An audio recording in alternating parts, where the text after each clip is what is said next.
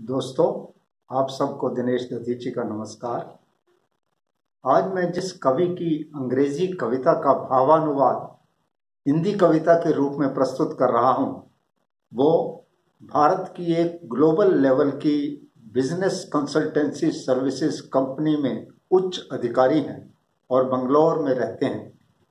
उनका नाम है रमेश अनंत कृष्ण। कोविड महामारी के संदर्भ में लिखी गई यह कविता आपको जरूर अच्छी लगेगी।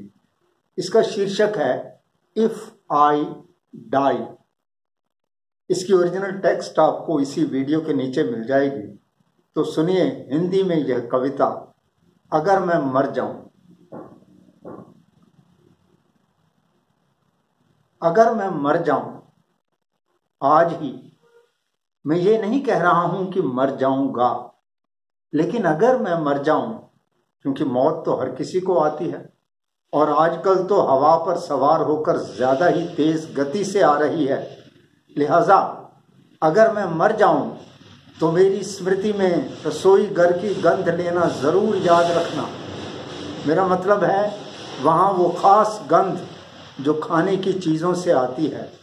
आधी रात को उठकर जो कुछ हल्का फुल्का मैं खाया करता था और जिसके लिए तुम मुझे डांटा करती थी।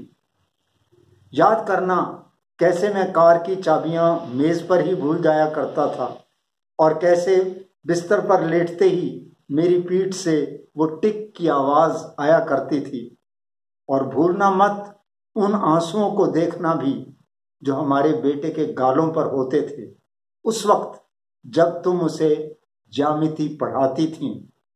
और याद करना ये भी कि मैं कैसे उसकी हालत देखकर उसकी गुस्सैल और आक्रामक मुद्रा पर हंसा करता था और हंसता था उसकी आजादी से घूमने और खेलने की इच्छा पर, ताकि इन कोणों, इस यूक्लिड और अनंत तक फैली हुई इन समानांतर रेखाओं के बंधन से वह मुक्त हो सके। याद रखना उसको प्यार करना भी सिखाना और दूसरों को गले लगाना भी। बताना उसको तिलचट्टे के जीवन चक्र और नन्हे से कीड़े की विशालता के बारे में। उसके 1000 तरह के खेलों में शामिल होकर खोजी अभियान चलाना। प्राचीन रोम का फौजी अफसर बनने और पुरानी तरह की लड़ाइयां लड़ने के उसके सपने में भी हिस्सा लेना।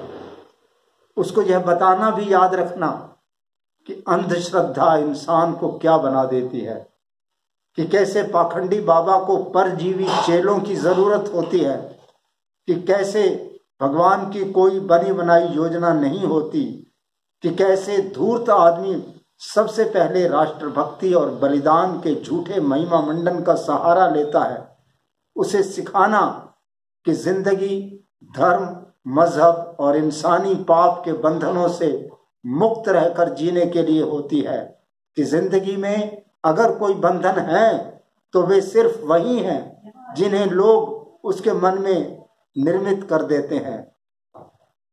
उसे सिखाना कि जिंदगी धर्म, मजहब और इंसानी पाप के बंधनों से मुक्त रहकर जीने के लिए होती है, कि जिंदगी में अगर कोई बंधन है तो वे सिर्फ वही हैं जिन्हें लोग उसके मन में निर्मित कर देते हैं। धन्यवाद।